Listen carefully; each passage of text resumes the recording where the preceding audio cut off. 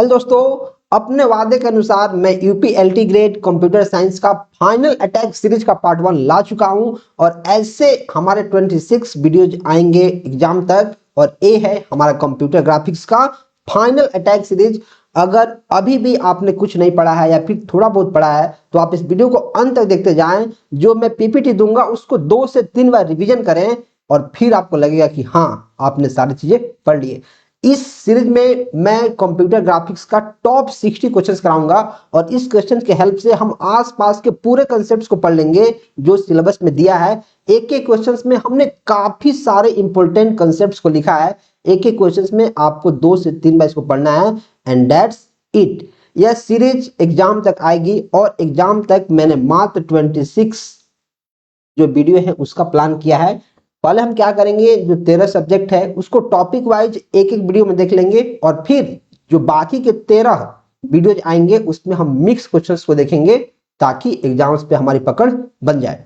तो सबसे पहले question number 1, what is the most appropriate definition of computer graphics. हम कंप्यूटर ग्राफिक्स तो पढ़ रहे हैं लेकिन हमें ये जानना काफी जरूरी है कंप्यूटर ग्राफिक्स क्या होता है। तो देखो, कोई भी इमेज, कोई भी पोस्टर जो कंप्यूटर से बनाई गई हो या फिर कंप्यूटर पे दिखाई गई हो, क्या समझे। कोई भी इमेज आप देख रहे हो, कोई भी पोस्टर देख रहे हो, कोई फोटो देख रहे हो, कुछ भी देख रहे हो, अगर आप उस पे कंप्यूटर पे देख रहे हो मतलब किसी स्क्रीन पे दिख रहे हो, दिख रहे हो बोल रहा हूं, अगर आप किसी स्क्रीन पर उसको देख रहे हो तो कंप्यूटर ग्राफिक्स है। अगर वही इमेज कंप्यूटर से बनाया गया हो, किसी इलेक्ट्रॉनिक डिवाइस से बनाया गया हो तो क्या कहलाता है, computer graphics. Storing images in computer memory, अगर किसी इमेज को हम कंप्यूटर के मेमोरी में स्टोर कर रहे हैं तो क्या कंप्यूटर ग्राफिक्स हो गया, नहीं। अगर हम दिखा रहे हैं या फिर बना रहे हैं तब कंप्यूटर ग्राफिक्स हुआ, स्टोर करने के लिए हम कंप्यूटर ग्राफिक्स इसको नहीं बोलेंगे। Generating, manipulating and displaying visual information using computers, अगर हम इमेजेस को जनरेट कर रहे हैं, उसमें कोई चेंजेस कर रहे हैं, विजुअल इंफॉर्मेशन को डिस्प्ले कर रहे हैं मॉनिटर पे कंप्यूटर के हेल्प से, तो क्या इसको हम कंप्यूटर ग्राफिक्स बोल देंगे, बिल्कुल बोल देंगे। इसी को बोलते हैं सर, इसी को बोलेंगे। Printing images using computer system, अगर हम कंप्यूटर सिस्टम के हेल्प से इमेज को प्रिंट कर रहे हैं तो क्या उसको कंप्यूटर ग्राफिक्स बोल देंगे, नहीं।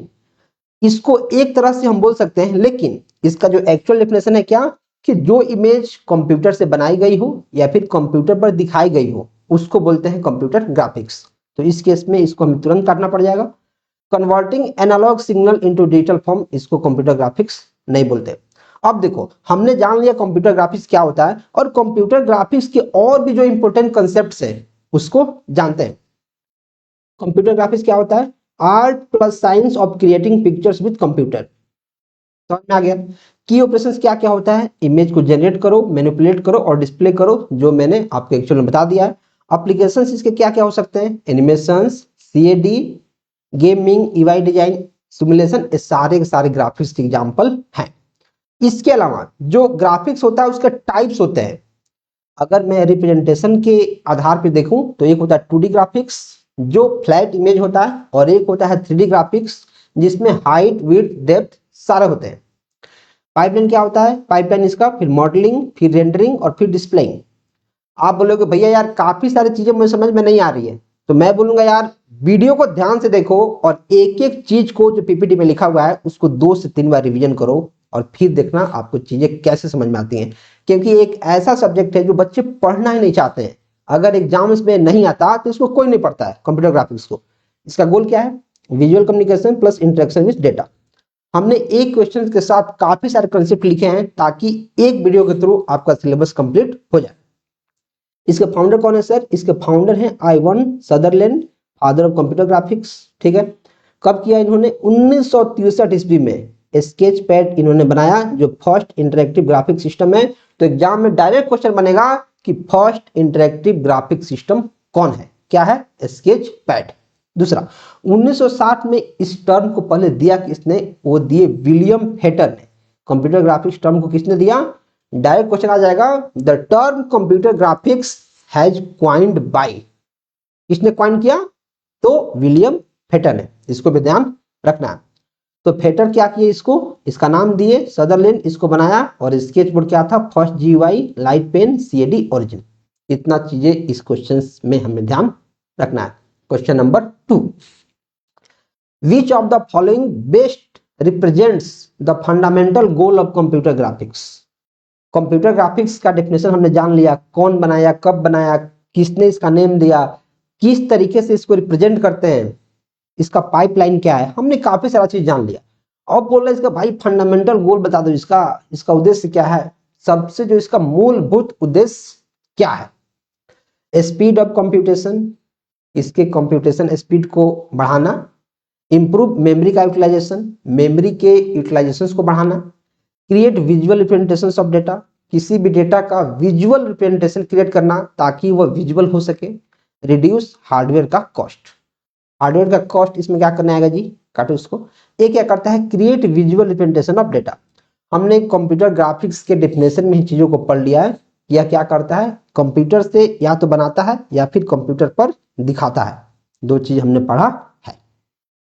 फंडामेंटल गोल क्या है sir, transform data into understandable visual, किसी भी डेटा को ऐसे रिप्रेजेंट करना ताकि वो चीजें समझ में आए। किसी भी डेटा को हम इमेज में ऐसे कन्वर्ट करें ताकि जो सामने वाला बंदा है या फिर कोई भी है उसको समझ में आना चाहिए। क्यों, इजियर इंटरप्रिटेशन, कम्युनिकेशन और इंटरेक्शन। क्योंकि मान लो कि हमने कुछ बैनर बनाया है, कंप्यूटर पे हम दिखा रहे हैं अपने क्लाइंट को, अगर उसको समझ में ही नहीं आए तो क्या मेरे काम का कोई वैल्यू है, क्या मेरे को पैसे मिलेंगे, क्या मेरे को दूसरा क्लाइंट मिलेगा, क्या वही क्लाइंट मेरे पास फिर से आएगा, नहीं आएगा। तो ऐसे बनाना है ताकि आसानी से चीजें समझ में आए। जैसे ग्राफ्स हो गया, चार्ट हो गया, 3D मॉडल्स हो गया, एनिमेशन हो गया, सारे इसके एग्जांपल्स हैं। जो कंप्यूटर ग्राफिक्स है इसका एप्लीकेशंस के बारे में हमने देखा, जैसे एजुकेशन में हो गया कंप्यूटर एडेड डिजाइन, CAD मतलब कंप्यूटर एडेड डिजाइन, ऐसा डिजाइन जो कंप्यूटर के हेल्प से बनाया गया हो। Gaming, simulation, UI design, pipeline इसका है, वहीं डेटा मॉडल, रेंडर और डिस्प्ले, इसको ध्यान रखना है। 2-3 बार आप PDF को देखेंगे याद हो जाएगा। Next, computer graphics is mainly classified into which 2 types. देखो हमने अभी पढ़ा है कि अगर मैं इसको कैसे रिप्रेजेंट करता हूं, रिप्रेजेंटेशन के आधार पे जो कंप्यूटर ग्राफिक्स है वो होता है एक 2D और एक होता है 3D। मतलब एक प्लेन पेपर पे दिखाते हैं और एक 3D जिसको हम दिखाते हैं जो रियल लाइफ की चीजों को दिखाता है। जैसे मान लो कि अगर मुझे 3D व्यू देखना है तो ऐसा लगेगा कि मैं रियल चीजें देख रहा हूं, उसमें उसका हाइट भी होगा, विड्थ भी होगा और डेप्थ भी होगा, सब होगा। लेकिन 2D में क्या होता है, एक प्लेन पेपर पर आता है जो सिंपल रहता है। तो बोला है कि जो कंप्यूटर ग्राफिक्स है उसको हम कितने भाग में बांटते हैं। अगर रिप्रेजेंटेशन नहीं पूछा है तो 2D और 3D नहीं होगा। काफी सारे लोग इसी को टिक मारेंगे, यही है सर। रिप्रेजेंट करने का जो तरीका है उसके हिसाब से 3D और 2D होता है, कैसे हम दिखाते हैं, कैसे हम रिप्रेजेंट करते हैं, राइट। लेकिन एक्चुअल में आंसर इसका क्या होता है, रेस्टर और वेक्टर। वेक्टर क्या बोलते हैं, रेंडम। रेस्टर और वेक्टर ग्राफिक्स ये हमारे क्या होते हैं, इसके टाइप। एक्चुअल में क्या होते हैं, रेस्टर और वेक्टर ग्राफिक्स। तो अब रेस्टर ग्राफिक्स और वेक्टर ग्राफिक्स बारे में जानो। रेस्टर जो पिक्सल से बना हो, अगर मानो कोई इमेज हम बना रहे हैं, कोई पोस्टर बना रहे हैं, तो अगर पिक्सल से बन रहा है, वो छोटे छोटे पिक्सल से, तो उसको रेस्टर बोल देंगे। अगर वो मैथमेटिकल लाइन से बन रहा है, अगर वो लाइन से बन रहा है तो उसको बोलते हैं क्या, रेंडम यानी वेक्टर ग्राफिक्स। तो डायरेक्ट क्वेश्चन बनेगा कि वेक्टर का दूसरा नाम क्या है, क्या है, रेंडम। रेस्टर किससे बना होता है, पिक्सल से, ग्रिड से, स्ट्रक्चर से। रेंडम यानी जो वेक्टर होता है किससे बना होता है, लाइन बेस्ड मैथमेटिकल डिस्क्रिप्शन से बना होता है। जो रेस्टर होता है किससे बना होता है, पिक्सल, पिक्सल बाय पिक्सल मैंने आपको बताया था। और रेंडम किससे बनता है, रेंडम मतलब वेक्टर, लाइन या फिर कर्व से बना होता है, इसको ध्यान रखना है। अच्छा, जो रेस्टर है इसका एग्जांपल अगर मैं देखने की कोशिश करूं तो क्या हो जाएगा, फोटोज और पेंट का सॉफ्टवेयर, रेंडम यानी वेक्टर, इंजीनियरिंग का ड्राइंग, और ऑक्सिलोस्कोप एक कर्व से मिलकर बना होता है, इसको भी ध्यान रखना है। Which feature differentiates 3D computer graphics from 2D computer graphics. देखो बोल रहा है कि जो 3D कंप्यूटर ग्राफिक्स होता है और जो 2D कंप्यूटर ग्राफिक्स होता है, इन दोनों में अंतर क्या होता है। तो आपको पता है कि जो 2D है इसमें हम प्लेन सरफेस पे इसको दिखाते हैं, लेकिन जो 3D है इसको हम हाइट, विड्थ और डेप्थ ऐसा दिखाते हैं, ऐसा। अगर एक इमेज को, सेम इमेज को हमें 2D में दिखाना है तो ऐसा दिखेगा, इसी इमेज को हमें 3D में दिखाना है तो ऐसा दिखेगा। हमें पता चल रहा है कि एक ब्लॉक है, इससे हमें क्या पता चल रहा है कि सिंपली एक स्क्वायर है, राइट। लेकिन इससे क्या पता चल रहा है कि एक हमारे पास ब्लॉक है, राइट। तो इसमें हाइट विड्थ तो रहता है, इसमें डेप्थ नहीं रहता है, तो डेप्थ 3D को 2D से अलग कर देता है। अच्छा, जो 2D होता है उसमें दो एक्सिस होता है, एक्स और वाई एक्सिस, फ्लैट इमेज हमने बताया हुआ है। 3D में क्या होता है, एक्स, वाई और जेड होता है, डेप्थ मैंने बताया हुआ है, जो रियल चीजों को दिखाता है। एक्स्ट्रा फीचर क्या होता है 3D में, डेप्थ होता है, पर्सपेक्टिव होता है, शेडिंग होता है, लाइटिंग होता है। एप्लीकेशन जैसे मूवीज, VR और CAD, कंप्यूटर एडेड डिजाइन और गेमिंग। वर्चुअल रियलिटी, VR मतलब वर्चुअल रियलिटी। अच्छा, शेडिंग क्या होता है सर, यहाँ शेडिंग लिखा हुआ है, ये क्या होता है, लाइट डार्क इफेक्ट जो दोनों में यूज होता है। जैसे आप अगर कोई इमेज बनाते हो तो उसमें इफेक्ट डालते हो, तो लाइट डार्क जो इफेक्ट होता है उसका मतलब होता है शेडिंग। स्केलिंग, स्केल करना मतलब ऑब्जेक्ट को छोटा बड़ा करना। स्केलिंग क्या होता है, स्केल करना, छोटा बड़ा करना उसको, ठीक है। ट्रांसलेशन मतलब ऑब्जेक्ट को मूव करना, मूव ऑब्जेक्ट। तो डायरेक्ट एग्जाम में क्वेश्चन आ सकता है कि translation in computer graphics means, computer graphics में ट्रांसलेशन क्या होता है, डायरेक्ट आ सकता है, राइट। तो इसको भी ध्यान रखना है। Next, random scan display is also known as which of the following. तो मैंने आपको अभी बताया था कि एक होता है रास्टर और एक होता है रैंडम, और रैंडम बोले तो वेक्टर। रैंडम बोले तो क्या होता है, वेक्टर। तो रैंडम को क्या हम बोलते हैं, वेक्टर बोलते हैं। क्या एक क्वेश्चन मुझे दोबारा से पढ़ाने की जरूरत है, नहीं है, क्योंकि मैं एक एक क्वेश्चन में काफी सारी चीजें लिख दे रहा हूं। अगर आप उसको पढ़ लेंगे तो काफी सारी चीजें आसान हो जाएंगी। बीट मैप क्या होता है, डॉट मैट्रिक्स क्या होता है, इनके बारे में जानते हैं। तो जो पिक्सल डिस्प्ले होता है वो तो रास्टर का है, हमने पढ़ पढ़ा है कि पिक्सल बाय पिक्सल दिखाता है। जो वेक्टर होता है वो क्या करता है, लाइंस और कर्व्स के थ्रू दिखाता है, जैसे इंजीनियरिंग डिजाइन। बीट मैप क्या होता है, रेस्टर को ही हम बीट मैप बोलते हैं। अगर मैं यहाँ रेस्टर लिखूं, रेस्टर, तो इसी का दूसरा नाम है क्या, बीट मैप। याद हो गया। और जो डैट मैट्रिक्स है ये क्या है, प्रिंटिंग डिस्प्ले यूजिंग डॉट्स, एक प्रिंटर टाइप का है, क्या है, डॉट्स की हेल्प से इसको रिप्रेजेंट करना। Next, which of the following is a key characteristics of random scan display. Random, अभी हमने रैंडम के बारे में पढ़ा है। रैंडम क्या करता है sir, image A drawn using pixel. क्या जो पिक्सल्स होते हैं, जो इमेज होता है पिक्सल्स के रूप में इसको करते हैं, ये तो हमारा रेस्टर करता है, रास्टर इसको बोलो। ये तो गलत हो जाएगा, ये क्या हो जाएगा, गलत। Entire screen refresh line by line, जितने भी जो स्क्रीन होते हैं क्या वो लाइन बाय लाइन रिफ्रेश होते हैं, नहीं। Picture is drawn as line segment, yes. जो रैंडम होता है इसी को हम वेक्टर बोलते हैं, और वेक्टर हमारा लाइन से या फिर कर्व से होता है, ये चीजें हमें याद कर लेनी है। और पिक्चर हमारा लाइन और कर्व से होता है। Uses frame buffer memory extensively, क्या जो फ्रेम बफर को यूज करता है, ये फ्रेम बफर को यूज नहीं करता है। फ्रेम बफर क्या है, इसका क्वेश्चन हमने आगे रखा है, उसमें देखेंगे। जो रास्टर स्कैन डिस्प्ले है वो रैंडम स्कैन डिस्प्ले से अलग है, क्यों। रास्टर अभी तक आपको याद हो गया होगा, रैंडम मतलब वेक्टर अभी भी आपको याद हो गया होगा, ये चीजें आपको याद हो गई होंगी। ड्रॉज इमेजेस यूजिंग वेक्टर, क्या जो रास्टर होता है वह इसलिए रैंडम से अलग होता है कि यह वेक्टर के हेल्प से इमेज ड्रॉ करता है, नहीं। रास्टर किससे करता है, पिक्सल से। क्या लेस मेमोरी यूज करता है, नहीं। Scan the screen row by row, क्या जो स्क्रीन होता है उसको रो बाई रो करता है, बिल्कुल यही करता है। Is limited to the line drawing only, नहीं, और पिक्सल से है, राइट। अब देखो, जो वेक्टर होता है वो रैंडम स्कैन फीचर्स में होता है। रैंडम जो फीचर्स है वो किस में है, वेक्टर में है, ना कि रेस्टर में। लेस मेमोरी एक गलत बात है, रेस्टर यूजेस मोर मेमोरी, जिसको फ्रेम बफर बोलते हैं। मोर मेमोरी जो रेस्टर यूज करता है उसी को बोलते हैं frame buffer. Row by row scan, raster image refreshes pixel grid line by line, ठीक है। Line drawing only, random scan limitation, raster can show complex images और फोटो। एक एक चीज को आपको दो चार बार पढ़ना है। Which memory is primarily required in a raster scan display system. Raster मतलब जो पिक्सल बाय पिक्सल चीजें करता है, उसमें कौन सा मेमोरी यूज होता है? क्या कैश मेमोरी होता है, क्या सेकेंडरी मेमोरी होता है, क्या फ्रेम बफर होता है, क्या वर्चुअल मेमोरी होता है? तो मैंने अभी पिछले क्वेश्चन में आपको बताया था कि जो रेस्टर में मेमोरी यूज होता है, ज्यादा मेमोरी जो यूज होता है उसी को बोलते हैं फ्रेम बफर। और फ्रेम बफर क्या है? जो एक्स्ट्रा मेमोरी यूज हो रहा है उसको बोलते हैं। कैश मेमोरी क्या होता है सर? तो कैश मेमोरी के बारे में हमने काफी बार पढ़ा हुआ है अपने कोर्सेज के अंदर कि कैश मेमोरी एक फास्टेस्ट मेमोरी है। कैश मेमोरी क्या होता है? फास्टेस्ट मेमोरी, लेकिन रजिस्टर से थोड़ा सा स्लोअर मेमोरी।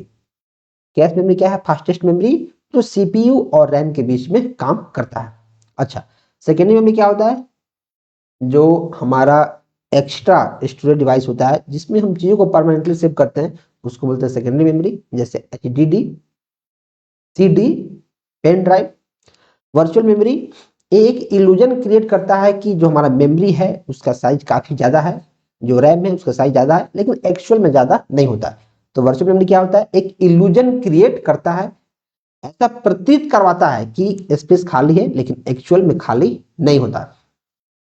कैश मेमोरी जो सीपीयू टास्क को बढ़ाता है, ठीक है। Secondary memory long term storage, मैंने आपको बताया था। फ्रेम बफर जो पिक्सल को रजिस्टर स्कैन में हेल्प करता है। वर्चुअल मेमोरी जो रैम के साइज को बढ़ाता है, लेकिन एक्चुअल में बढ़ता नहीं है। Next, which display system is more suitable for realistic images with shading and colour? बोल रहा है कि कौन डिस्प्ले सिस्टम है ज्यादा सुटेबल है रियलिस्टिक इमेजेस, शेडिंग और कलर्स के लिए? क्या रैंडम स्कैन डिस्प्ले है, वेक्टर डिस्प्ले है, स्ट्रोक डिस्प्ले है, रेस्टर स्केल स्कैन डिस्प्ले है? कौन है? अगर रियलिस्टिक और शेडिंग और कलर की बात हो रही है, शेडिंग और कलर, तो उसके लिए होता है हमारा रेस्टर स्कैन डिस्प्ले। इसके बारे में हमने शेडिंग और कलर में अभी पढ़ा है तुरंत। जो रैंडम स्कैन होता है वो लाइन ड्राइंग के लिए हेल्प होता है। वेक्टर क्या होता है? इसी को तो रैंडम बोलते हैं, वेक्टर को रैंडम बोलते हैं। स्ट्रोक क्या बोलता है? ये वेक्टर का ही अलग नाम है। और जब रेस्टर स्कैन होता है पिक्सल बेस्ड होता है, शेडिंग को सपोर्ट करता है। What is the primary role of frame buffer in a raster graphic system? Frame buffer, ये बहुत इंपॉर्टेंट कॉन्सेप्ट है। फ्रेम बफर क्या है? तो फ्रेम बफर के बारे में हमने 2 बार पढ़ लिया है, एक बार और पढ़ते हैं। क्या स्टोर जियोमेट्रिक ट्रांसफॉर्मेशन करता है, store intensity of colour values और पिक्सल करता है, control the refresh rate of monitor, या फिर परफॉर्म लाइन ड्राइंग कैलकुलेशंस? देखो, जो फ्रेम बफर है एक टाइप का क्या है? मेमोरी। इसको ऐसे ध्यान रखो, जो फ्रेम बफर एक टाइप का मेमोरी है। तो क्या ये perform the line drawing calculation, एक कैलकुलेशंस करेगा? नहीं। कंट्रोल द रिफ्रेश रेट, क्या एक चीजों को कंट्रोल करेगा? नहीं। ये क्या करेगा? इसको स्टोर करेगा। जियोमेट्रिक ट्रांसफॉर्मेशन ये नहीं करता है। ये क्या करता है? इंटेंसिटी या फिर कलर वैल्यूज को स्टोर करता है। जो रेस्टर ग्राफिक्स में होता है ऐसा इल्यूजन क्रिएट करता है कि ज्यादा मेमोरी यूज हो रहा है। अच्छा, डन बाई ग्राफिक्स एल्गोरिथम, जो जियोमेट्रिक ट्रांसफॉर्मेशन होता है वो ग्राफिक्स के थ्रू होता है, ना कि फ्रेम बफर के थ्रू। पिक्सल इंटेंसिटी एसी का काम है। रिफ्रेश रेट ये डिस्प्ले हार्डवेयर का काम है। और जो ड्राइंग है वो सीपीयू जीपीयू का काम है, ना कि फ्रेम बफर का। नेक्स्ट, और गाइस यार मैं आपको एक बहुत भयंकर कोर्स रिकमेंड करूंगा कि मैंने बहुत भयंकर एक रिकॉर्डेड कोर्स बना दिया है, जिसका लिंक डिस्क्रिप्शन में है। इतने सारे फीचर्स के साथ इस कोर्स को आप ले सकते हैं, अच्छे से पढ़ सकते हैं। अभी एग्जाम्स में टाइम है। अगर आप रोज 4 घंटा 5 घंटा पढ़ेंगे तो आप जल्द से जल्द सिलेबस को कंप्लीट कर लेंगे, और फिर आप काफी कॉन्फिडेंस फील कर पाएंगे। या फिर सिर्फ आप नोट्स लेना चाहते हैं तो डिस्क्रिप्शन में दोनों का लिंक है, ले सकते हैं। अगर आप इस कोर्स को ले रहे हैं तो उसमें नोट्स बिल्कुल आपको मिल जाएगा, और बाकी आपको मॉक टेस्ट भी देखने को मिलेगा। अच्छे से पढ़ सकते हैं, और कोई भी डाउट है तो आपको तुरंत मैसेज करना है। Next, which component continuously reads pixel data from the frame buffer and sends it to the display device? बोला कौन सा कंपोनेंट है जो लगातार पिक्सल डेटा को रीड कर रहा है फ्रेम बफर से और उसको डिस्प्ले डिवाइस तक भेज रहा है? क्या सीपीयू रीड कर रहा है, क्या एएलयू रीड कर रहा है, क्या वीडियो कंट्रोलर कर रहा है, या रजिस्टर जनरेटर कर रहा है? कौन कर रहा है? सीपीयू का काम क्या है? सेंट्रल प्रोसेसिंग यूनिट, जो कंप्यूटर का ब्रेन है, इसका काम में नहीं है। एएलयू क्या है? वो सीपीयू का ही पार्ट है। ये अर्थमेटिक एंड लॉजिक ऑपरेशंस को परफॉर्म करता है। ये दोनों का तो काम अलग हो गया। ये है वीडियो कंट्रोलर का काम। इसका काम है वीडियो कंट्रोलर का, इसको ध्यान रखना है। वीडियो कंट्रोल क्या होता है? Read pixel data from a frame buffer and send to display, direct इसका ही डेफिनेशन है। रजिस्टर जनरेटर क्या करता है? Helps in scanning pattern but control by video controller, ये भी वीडियो कंट्रोलर के द्वारा ही कंट्रोल होता है। देखो एक एक टर्म में, जैसे मान लो कि फ्रेम बफर आ गया, पिक्सल आ गया, रेस्टर आ गया, वेक्टर आ गया, अगर ये चीजें आप पहले से नहीं जानते होंगे तो आपके लिए थोड़ा सा मुश्किल लग रहा होगा, लेकिन जैसे आप पीडीएफ को 2 से 3 बार पढ़ेंगे आपको लगेगा भैया यार ये तो कुछ है ही नहीं, right. Next, the size of frame buffer mainly depends on which factor. जो फ्रेम बफर का साइज है वो किस पे डिपेंड करता है? फ्रेम बफर मतलब एक मेमोरी होता है रजिस्टर का, किस पे डिपेंड होता है? स्पीड ऑफ प्रोसेसर पे, screen resolution and colour depth, refresh rate पे, या फिर टाइप्स ऑफ मॉनिटर पे, किस पे? तो जो फ्रेम बफर होता है वह स्क्रीन के रिजोल्यूशन और उसके कलर डेप्थ पे डिपेंड करता है।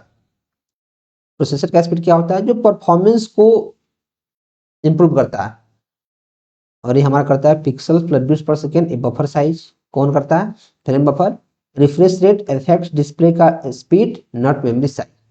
जो रिफ्रेश रेट है वह तो डिस्प्ले के जो इफेक्ट्स हैं उनको इफेक्ट करेगा, ना कि मेमोरी साइज को। फ्रेम बफर क्या होता है? मेमोरी स्टोरिंग पिक्सल वैल्यूज, इसको याद कर लेना है। फ्रेम बफर मतलब ऐसा मेमोरी जो पिक्सल वैल्यू को स्टोर कर रहा है।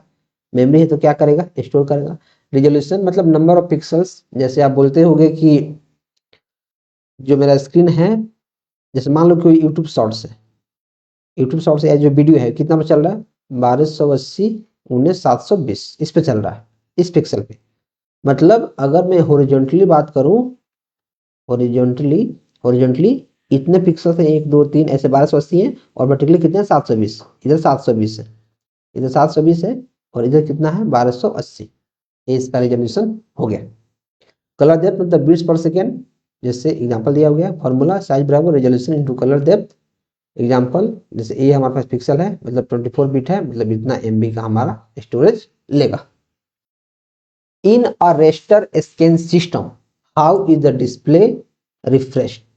रेस्टर स्कैन सिस्टम में डिस्प्ले को कैसे रिफ्रेश करते हैं? How is the display refreshed.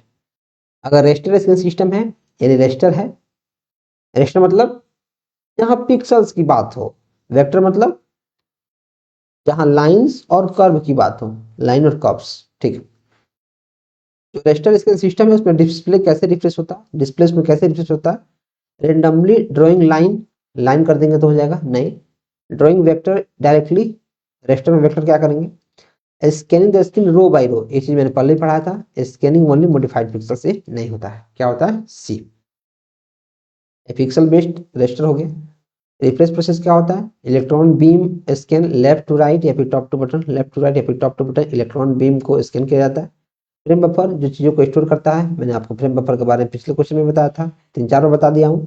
Contrast क्या होता है? Random scan drawing only line segment, जो वेक्टर में होता है। तो यहाँ रेस्टर पूछा हुआ है तो क्या होता है? Line by line.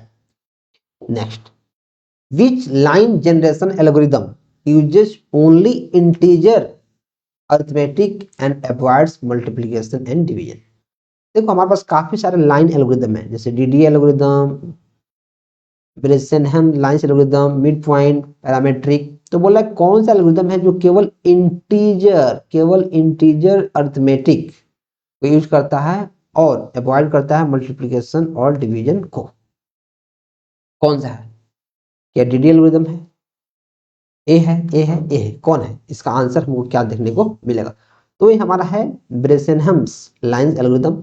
आप बोलोगे भैया यार ये जो एल्गोरिदम है मैं तो पहली बार सुन रहा हूँ, ये तो मैं पहली बार सुन रहा हूँ कि ऐसे एल्गोरिदम है ग्राफिक्स में भी। तो मैं बोलूंगा भाई यार इसको पढ़ना पड़ जाएगा। इसका मैंने एक छोटा सा पॉइंट यहाँ लिखा हुआ है। डीडीए क्या करता है? जो फ्लोटिंग पॉइंट अरिथमेटिक डिवीजन को यूज करता है। हमें क्या लिखा है? सिर्फ इंटीजर चाहिए, क्या चाहिए? सिर्फ इंटीजर।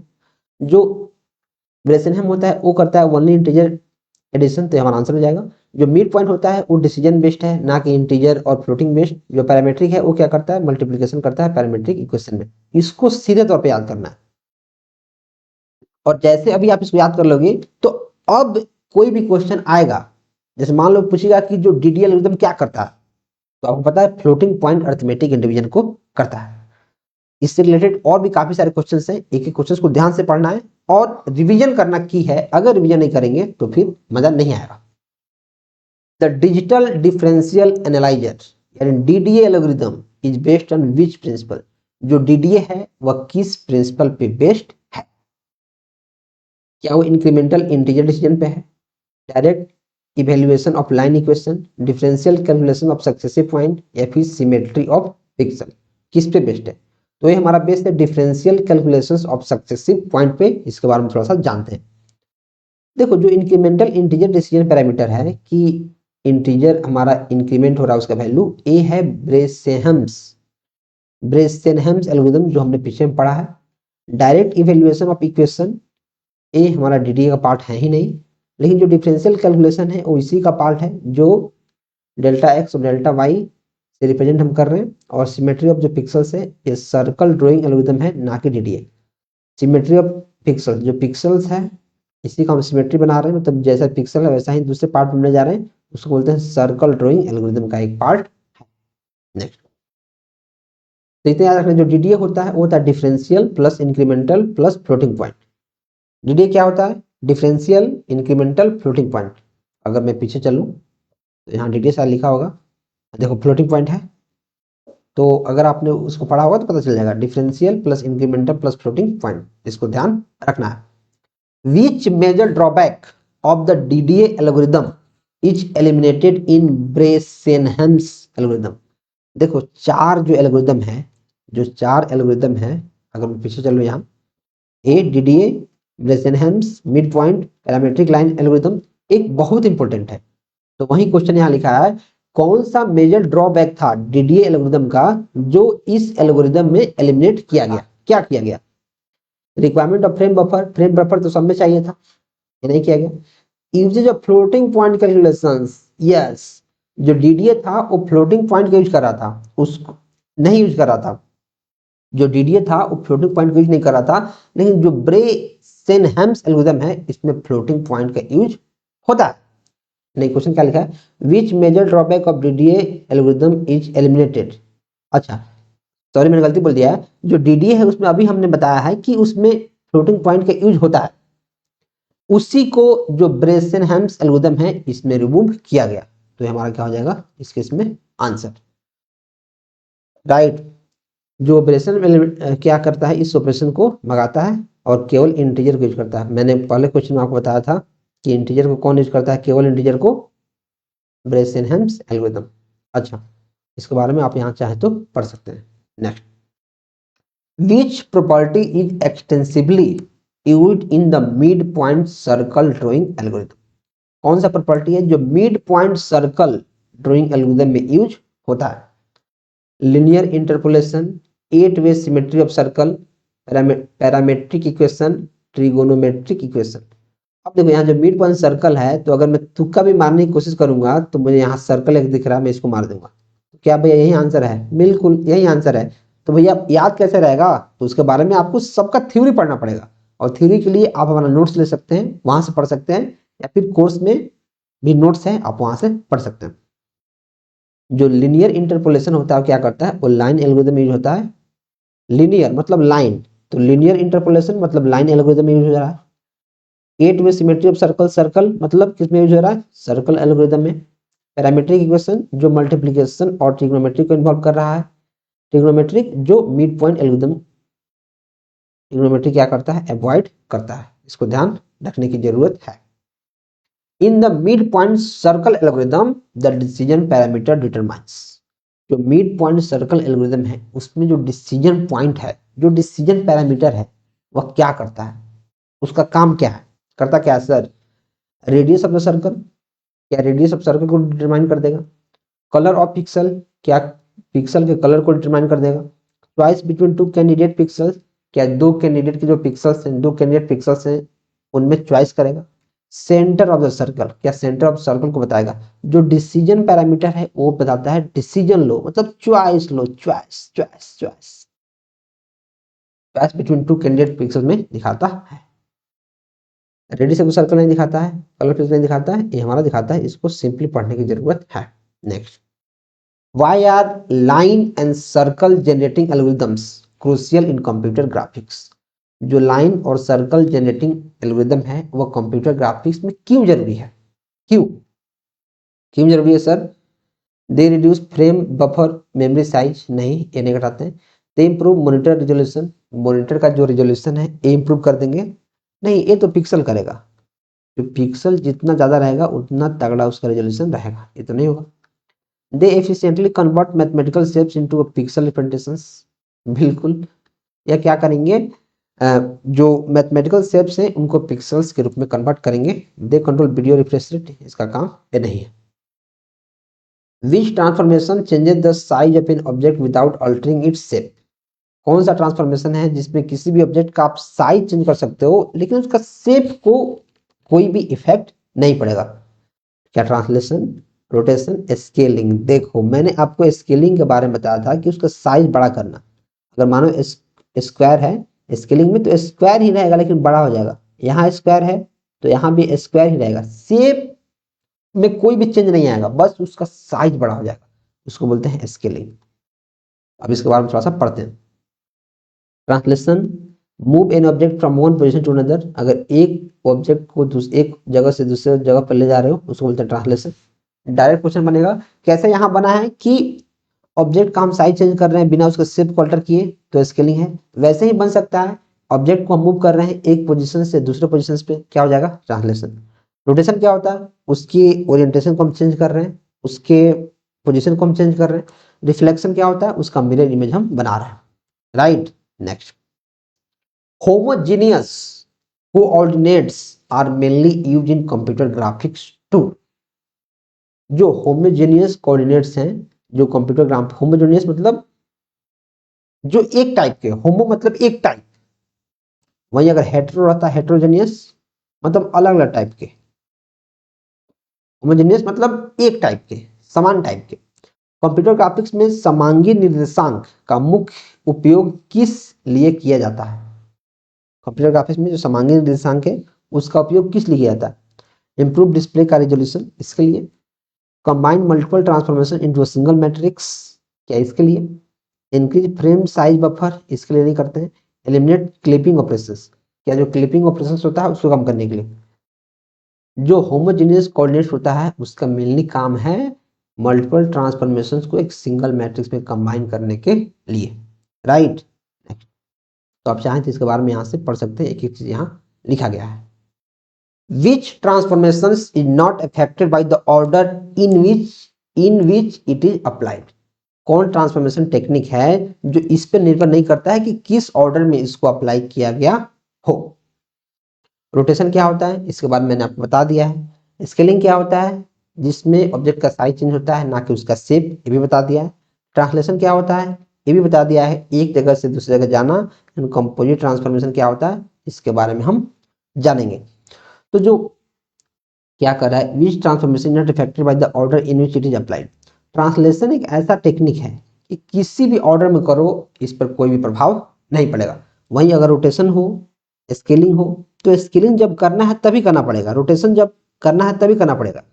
लेकिन किसी भी स्थान पर अगर आप मूव कर रहे हो, ट्रांसलेशन कर रहे हो, तो कोई भी फर्क नहीं पड़ेगा। Composite transformation are highly order dependent, ये ऑर्डर डिपेंडेंट है लेकिन ये ऑर्डर डिपेंडेंट नहीं है। एक एक चीज के बारे में मैंने आपको बताया हुआ है। Next, windowing in computer graphics refers to. और गाइस यार एक एक टर्म, जैसे मानो यहाँ विंडोइंग आ गया, ट्रांसलेशन आ गया, स्केलिंग आ गया, रेस्टर आ गया, वेक्टर आ गया, पिक्सल आ गया, रिजोल्यूशन आ गया, एक एक चीज पता होना चाहिए कि वो छोटी छोटी चीजें हैं, एग्जाम्स में आएंगी, डायरेक्ट नंबर कटवा देंगे।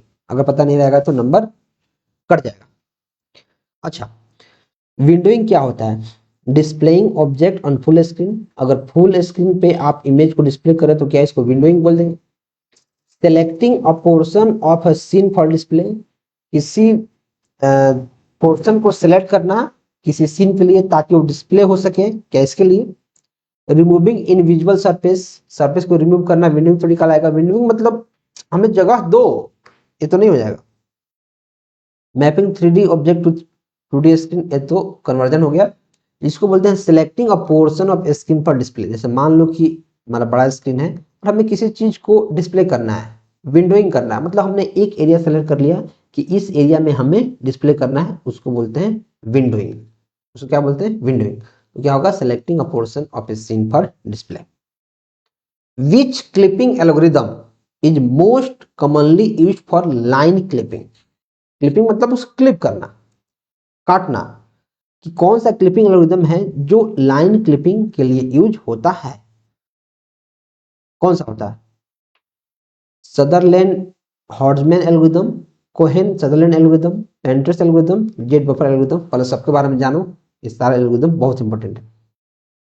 जो सदरलैंड हॉर्जमैन एल्गोरिदम है वो होता है यूज फॉर पॉलीगन क्लिपिंग, ये पॉलीगन के लिए यूज होता है। सदरलैंड हॉर्जमैन किसके लिए होता है? पॉलीगन। डायरेक्ट क्वेश्चन आ सकता है पॉलीगन क्लिपिंग में किसका होता है, जैसे क्वेश्चन पूछा है लाइन में किसका होता है, वैसे पूछ सकता है पॉलीगन में किसका होता है। राइट।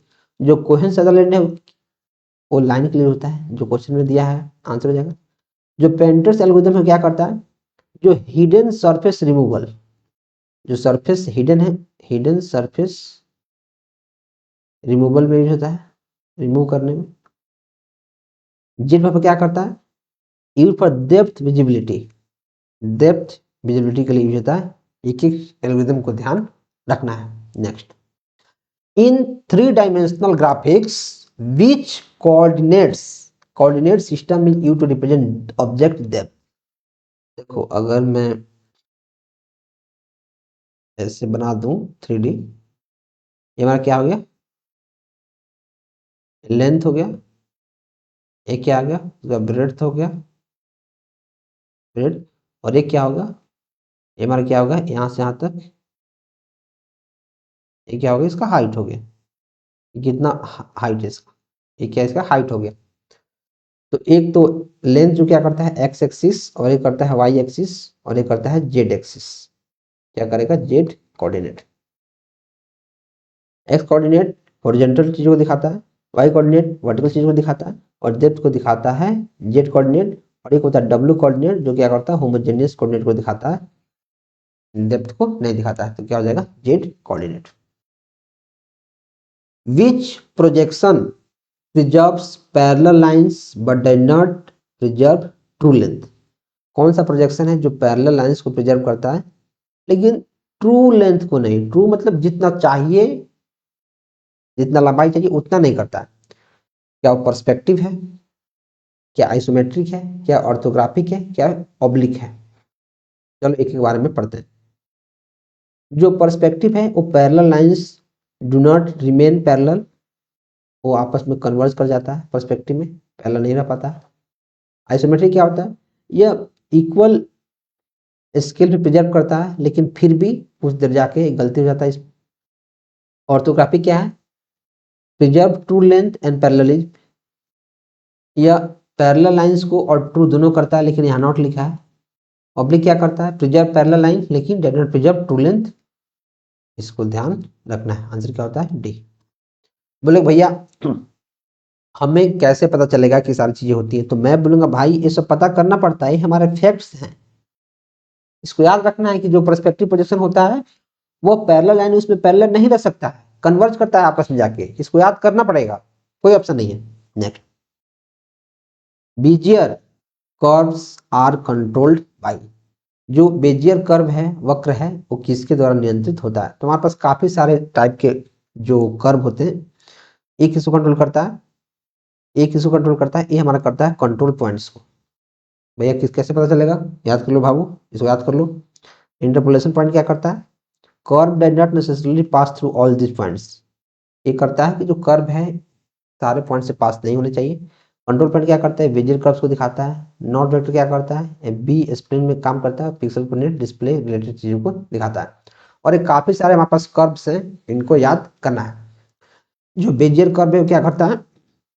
कंट्रोल पॉइंट्स के द्वारा कंट्रोल होता है। बी स्प्लिन ये क्या होता है? स्मॉल कर्व्स के द्वारा। Hermite curve start and end point plus their directions. Interpolating curves pass directly through all given point. तो जितने भी एक कर्व्स हैं ये बहुत इंपॉर्टेंट है, इनको याद करने की जरूरत है। ये पीडीएफ कहाँ मिलेगा? ये पीडीएफ आपको मिल जाएगा डिस्क्रिप्शन में, एक ऐप का लिंक होगा, उस ऐप पे जाना है, वहां आपको मिल जाएगा। Right. Next, which hidden surface removal technique stores depth information for each pixel. तो गाइस यार सरफेस रिमूवल टेक्निक के बारे में अभी हमने किसी क्वेश्चन में पढ़ा है, एक होता है जेट बफर, हमने अभी पढ़ा है surface removal, hidden surface removal technique, right. और पेंटर्स एल्गोरिथम के बारे में हमने पढ़ लिया है, मैंने आपको ऑप्शन में दिखाया है। Short surface by depth, depth के आधार पर शॉर्ट करता है। स्केल लाइन क्या करता है, लाइन बाई लाइन विजिबिलिटी को दर्शाता है। और जेड बफर क्या करता है, जेड वैल्यू जो डेप्थ को दर्शाता है। और बैक फेस क्या करता है, remove face facing away. Back face detection eliminate surface depth. Back face, back face detection क्या करता है अभी हमने पढ़ा है। तो देखो अगर आप ऑप्शन को अच्छे से पढ़ोगे, रिमूव फेसिंग अवे, उस फेस को रिमूव करता है, face away from the viewer, इसको करता है। तो अगर आप क्वेश्चन को ध्यान से पढ़ोगे, एक एक ऑप्शंस के जो एक्सप्लेनेशन हैं उसको ध्यान से पढ़ोगे, तो बहुत सारी चीजें आप ऐसे ही टिक मार लोगे। इसको पढ़ना है। विच of the following file can be saved in various colour format. बहुत सारे कलर फॉर्मेट में आप किसको रख सकते हो, जीआईएफ को, टिफ को, बीएमपी को, एचटीएमएल को। ये तो फाइल फॉर्मेट है ही नहीं। अच्छा, जीआईएफ ग्राफिक्स इंटरचेंज फॉर्मेट, इसमें से आप रख सकते हो TIFF को, अलग अलग कलर फॉर्मेट में से रख सकते हो। Graphics interchange format direct full form पूछा जा सकता है। TIFF tagged image file format direct full form पूछा जा सकता है। BMP bit map image file direct full form पूछा जा सकता है। और एचटीएमएल का फुल फॉर्म तो पूछा जा ही सकता है। जो जीआईएफ है वो 256 कलर्स को सपोर्ट करता है, लेकिन जो टिप होता है वो बहुत सारे कलर को सपोर्ट करता है। तो टिप इसका आंसर हो जाएगा। What is the bit rate for transmitting an uncompressed 800 into 600 pixel colour frame with 8 bits per pixel at 40 frames per second. ये क्वेश्चन थोड़ा सा चक्कर लाने वाला है, इसको आप ध्यान समझते हैं। बोला कि 40 फ्रेम प्रति सेकेंड की दर से 8 बीट प्रति पिक्सल वाले 800 इंटू 600 पिक्सल के अनकम्प्रेस्ड रंगीन फ्रेम को प्रेषित करने के लिए बीट दर क्या। हमें बीट रेट चाहिए कि अगर हम ट्रांसफॉर्म कर रहे हैं एक 800 इंटू 600 पिक्सल का अनकम्प्रेस्ड कलर को, अगर उसका फ्रेम रेट हम कर रहे हैं 8 बीट्स पर पिक्सल, एक पिक्सल में 8 बीट और 40 फ्रेम पर सेकेंड, तो कैसे होगा। तो चलो देखते हैं। एक अनकम्प्रेस्ड फ्रेम है जिसका साइज है 800 इंटू 600, मतलब टोटल कितना पिक्सल हुआ, 4,80,000 पिक्सल हुआ। यहाँ तक कोई दिक्कत नहीं, क्योंकि क्वेश्चन में लिखा है 800 हॉरिजॉन्टली रहेगा और 600 वर्टिकली रहेगा। तो टोटल कितना हुआ पिक्सल, टोटल हुआ 8 लाख। 8 लाख बोला हूँ, 4,80,000। हर एक पिक्सल कितना यूज कर रहा है, 8 बिट को। हर एक पिक्सल 8 बिट को यूज कर रहा है, तो 4,80,000 जो पिक्सल्स है वो कितने बिट को यूज करेगा, 38,40,000 बिट को यूज करेगा। हमने क्या लिखा है, 800 गुने 600 है, मतलब टोटल पिक्सल कितना हो गया, अच्छा 48, 4,80,000। एक पिक्सल है 8 बिट को यूज कर रहा है, तो टोटल पिक्सल कितना का यूज करेगा, 38,40,000। जहां तक कोई दिक्कत नहीं। लेकिन जो 40 फ्रेम पर सेकेंड है, तो बीट रेट क्या बन जाएगा, 40 से इंटू करना पड़ेगा, तो इतना बन जाएगा 1,53,00,000। 53,00,000 इकाई दहाई सैकड़ा हजार 10,000 लाख 10 लाख करोड़ 10 करोड़ 15 करोड़ 36 लाख 15 करोड़ 36 लाख बन जाएगा। लेकिन इसी को अगर आप MB में चेंज करोगे तो 153 इतना बन जाएगा, आंसर क्या हो जाएगा इतना। Next, given that a 22-inch monitor with an aspect ratio of 16:9 has a monitor resolution of इतना, तो विड्थ क्या होगा मॉनिटर का, चलो देखते हैं। एस्पेक्ट रेशियो कितना है, 16:9, मीन्स जो विड्थ है और जो हाइट है 16:9 के रेशियो में है। जो विड्थ है वो ज़्यादा है और जो हाइट है वो 9 है। ठीक है सर, तो मान लो कि 16 है और ये 9 के है, तो इसका डायगोनल निकालोगे। डायगोनल एक 16 है और एक 9 है, डायगोनल कैसे निकालोगे, इसका स्क्वायर प्लस इसका square root under Pythagoras theorem से, तो निकालोगे तो कितना हो जाएगा 22। 22 निकल गया। और आपके इसको माने हो एक आपने वेरिएबल माना है, तो के का वैल्यू आ जाएगा 1.198। तो हमारा जो विड्थ था, हमने क्या पूछा, विड्थ पूछा एक्चुअल में, तो विड्थ कितना था, हमारा कितना था, विड्थ था 16। 16 गुना इतना करोगे तो 19.19 इंच आ जाएगा। मुझे पता है सारी चीजें आपको एक बार में समझ में नहीं आएंगी, लेकिन जैसे आप पीडीएफ को देखोगे, इसको ध्यान से समझोगे तो समझ में आ जाएगा। Next, which of the following given best describe the truthfulness of the following statement, बोला कौन सा इसमें स्टेटमेंट सही है। 1 bit images each pixel store a single byte, जब एक बीट इमेज है तो यहाँ बाइट क्या करने आएगा, गलत। 1 bit image with a resolution of 640 into 480 needs a storage of space 640 into, देखो यहाँ इंटू देना चाहिए, जब इतना हमारे पास रेजोल्यूशन है तो इतना ही स्पेस चाहिए, 640 इंटू 480 चाहिए, ना कि प्लस, प्लस नहीं होता है, ये गलत हो जाएगा, मतलब दोनों गलत। नेक्स्ट देखो यहाँ पढ़ सकते हो इसके बारे में। एक स्टेटमेंट है पी, पी क्या बोल रहा है, GIF, JPG, BMP, PNG, सबका फुल फॉर्म कमेंट करना है, सबको मैंने बता दिया है, कमेंट करना है फुल फॉर्म इसका। Are used as an extension for files which stores image data, अच्छा मतलब एक स्टेटमेंट पी है जो बोला है सारे जो हैं वह एक्सटेंशंस हैं इमेज को स्टोर करने के लिए, क्या बात सही है। The full form of PNG is portable net graphics, क्या जो PNG का फुल फॉर्म है वो पोर्टेबल नेट ग्राफिक्स है, ये तो गलत बात है, लेकिन जो पहला है वो मुझे सही दिख रहा है कि सारे इसके एक्सटेंशंस हैं। जो PNG का फुल फॉर्म होता है क्या, पोर्टेबल नेटवर्क ग्राफिक्स, ये भी डायरेक्ट एग्जाम पूछता है, इसको याद करना है, इसको याद करना है, पी हमारा केवल सही है। विच of the following is primary colour, देखो प्राइमरी कलर कौन है, तो आप एक जानते हो कि colour code RGB, red green blue, तो प्राइमरी कलर सबसे पहले कौन है, R, सबसे पहले क्या है हमारा R है, तो प्राइमरी कलर हमारा रेड है, क्योंकि अभी के स्टैंडर्ड में RGB एक बहुत तगड़ा स्टैंडर्ड है जो वाइडली यूज होता है। तो अब कलर के बारे में थोड़ा जान लो, कलर क्या होता है इसके बारे में हमने पढ़ा हुआ है, primary colours RGB, red green blue, लेकिन सबसे पहला कौन है, रेड, तो रेड होता है।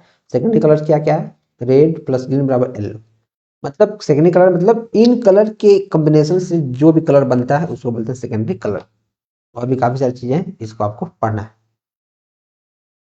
The process through which a vector image is converted into a bit map image, bit map मतलब रेस्टर, रेस्टर, वेक्टर मतलब रैंडम, ये चीज याद होनी चाहिए।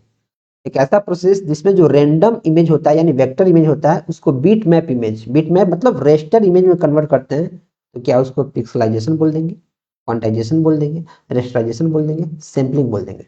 रेस्टर में कन्वर्ट कर रहे हैं, देखो बीट मैप मतलब रेस्टर में कन्वर्ट कर रहे हैं, रेस्टर में कन्वर्ट कर रहे हैं मतलब रेस्टराइजेशन कर रहे हैं, क्या कर रहे हैं, रेस्टराइजेशन। तो आप इसके बारे में यहाँ से पढ़ सकते हो। जो सैम्पलिंग होता है वो डिस्क्रीट वैल्यू को सेलेक्ट करता है, जो पिक्सलाइजेशन होता है मेक्स पिक्सेल्स लुक बिग और ब्लॉकी, क्वांटाइजेशन जो पिक्स कलर और इंटेंसिटी को घटाता है। और गाइस मैं आपको फिर से रिकमेंड करूंगा कि अगर अभी भी आप पढ़ना शुरू नहीं किए हैं तो बेस्ट लेके अच्छे से पढ़ें, जितना मैं फाइनल अटैक सीरीज में करा रहा हूं उसको करें, एंड दैट्स इट। इसी को करना है, मल्टीपल टाइम्स पढ़ना है, फिर देखना मजा आ जाएगा। Which of the following provides the slot to connect graphics card,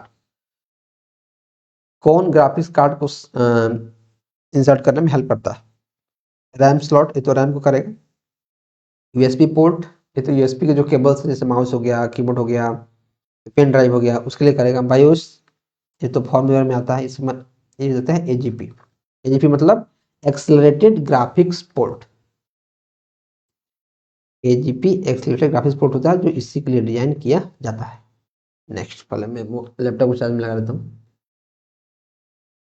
on what factor does the quality of image depend, image का क्वालिटी किस पे डिपेंड करता है, number of lines, number of pixels,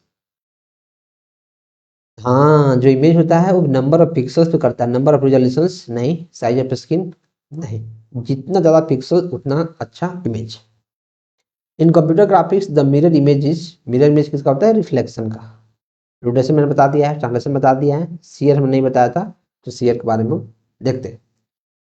distort the image by slanting, उसको slant करके image को distort करना, बाकी एक एक बारे में हमने बताया हुआ है। Which graphics and image processing technique is used to produce a transformation of one object into another, एक ऑब्जेक्ट से दूसरे ऑब्जेक्ट में हम कर रहे हैं, चेंज कर रहे हैं, एक ऑब्जेक्ट को हम दूसरे ऑब्जेक्ट में कन्वर्ट कर दे रहे हैं, तो उसको बोलते हैं मॉर्फिंग। एनिमेशन क्या होता है? जब उस पर कुछ इफेक्ट्स हम लगाते हैं ताकि अपने आप वो मूव करता है, उसको बोलते हैं एनिमेशन। ट्विकिंग क्या होता है? ऐसा कुछ नहीं होता। शेयरिंग क्या होता है? चीज़ों को शेयर करना। एनिमेशन क्या होता है? मोशन हम दिखाते हैं, उसको बोलते हैं एनिमेशन। मॉर्फिंग क्या होता है? एक ऑब्जेक्ट को दूसरे ऑब्जेक्ट में चेंज कर देना।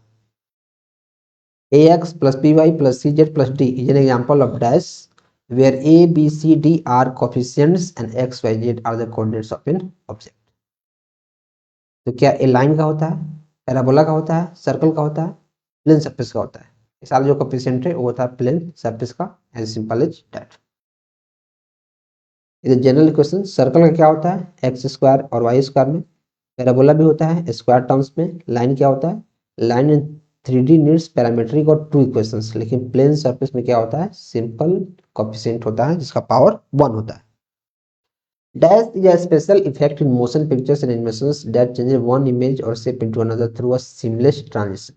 एक इमेज को दूसरे में कन्वर्ट करना, यानी ऑब्जेक्ट के जो फॉर्म है उसी को बदल देना, उसको फिर हम क्या बोलते हैं? मॉर्फिंग। इनवर्स काइनेटिक क्या होता है? जो ज्वाइंट मोशन के लिए होता है। ट्विकिंग क्या होता है? ऐसा कुछ नहीं होता है। ट्विनिंग क्या होता है? जनरेट्स इंटरमीडिएट फ्रेम्स बिटवीन की फ्रेम्स। इसको ध्यान रखना है।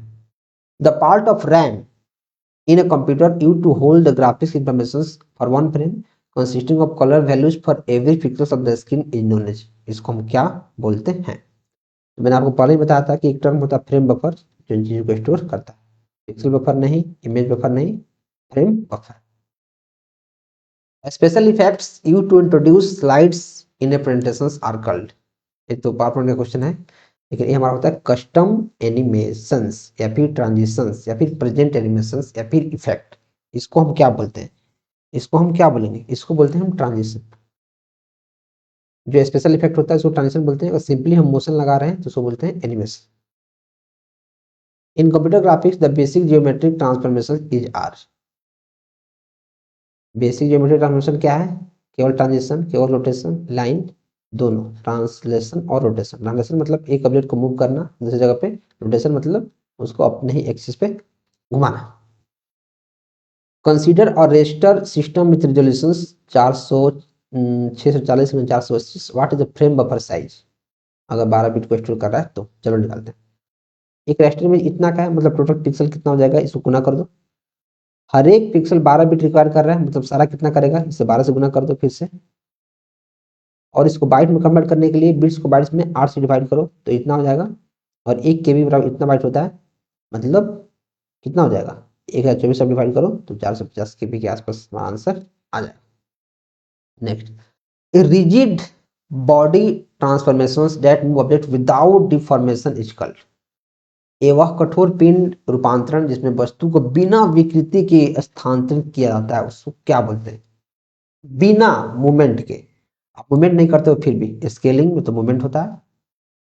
Augmentation, translation, rotation. रोटेशन भी करोगे तो आप मूवमेंट होगा, लेकिन ट्रांसलेशन क्या करोगे? बॉडी नहीं जो क्या बोलता है, that moves without deformation. Move करता है लेकिन उसमें कुछ चेंजेस नहीं होता है। राइट। स्केलिंग में क्या होता है कि मूव नहीं करता है, लेकिन जो शेप है वही रहता है, बस साइज बढ़ जाता है तो चेंज हुआ। ये हमारा होता है किसमें? ट्रांसलेशन में। ट्रांसलेशन में होता है move an object without changing its shape और साइज। ट्रांसलेशन में होता है। स्केलिंग में उसका शेप चेंज, उसका साइज चेंज हो जाता है, उसका शेप वही रहता है। रोटेशन में ओरिएंटेशन से रोटेट करता है। ये हमारा last question. In 3D graphics which of the following statements are about perspective and parallel projections are true? कौन है? In a perspective projection the farthest in object is from the center of projection the smaller it appears। Perspective projection में क्या होता है कि जितना object दूर है सेंटर ऑफ प्रोजेक्शन से उतना छोटा दिखेगा। बिल्कुल सही बात है। पैरेलल प्रोजेक्शन में क्या होता है? Is equivalent to the perspective projections where the viewer is standing infinite far away. जो पैरेलल प्रोजेक्शन होता है वो इक्विवेलेंट होता है पर्सपेक्टिव प्रोजेक्शंस के, जहां व्यूअर को इनफाइनाइटली फार दिखता है। अच्छा, perspective projection do not preserve straight lines. यहाँ तो बोला जब दूर जा रहा है तो स्ट्रेट लाइन तो होगा ही, यानी पी और क्यू, पी और क्यू मुझे सही दिख रहा है, पी और क्यू कहाँ है, ऑप्शन डी। तो इसी के साथ हमने कंप्यूटर ग्राफिक्स के मोस्ट एक्सपेक्टेड, मोस्ट इंपोर्टेंट और सारे जो सिलेबस हैं उसको हमने कवर कर लिया है। अगर आप इसको 2-3 बार पीडीएफ को रिवीजन कर लेते हैं तो डेफिनेटली आपका बहुत हेल्प होगा। ये बात आपको तभी पता चलेगा जब आप पूरा का पूरा जो हमने क्वेश्चंस दिया है और इससे रिलेटेड जो कंसेप्ट लिखा है अगर आपने उसको याद कर लिया और फिर जब आप मॉक टेस्ट लगाएंगे तब आपको पता चलेगा कि हाँ, चीजें हेल्प कर रही हैं। जितने टर्म्स हैं उसको याद कर लेना है, चैनल को सब्सक्राइब कर लेना है, जाके इन दोनों कोर्सेज को चेकआउट करना है। अगर आप इस कोर्स को लेते हैं तो इसी में इंक्लूडेड है, या फिर आप सिर्फ इसको भी ले सकते हैं, दोनों का लिंक डिस्क्रिप्शन में, आप इसको चेकआउट करें। चलिए मिलते हैं नेक्स्ट वीडियो में, till then keep supporting and keep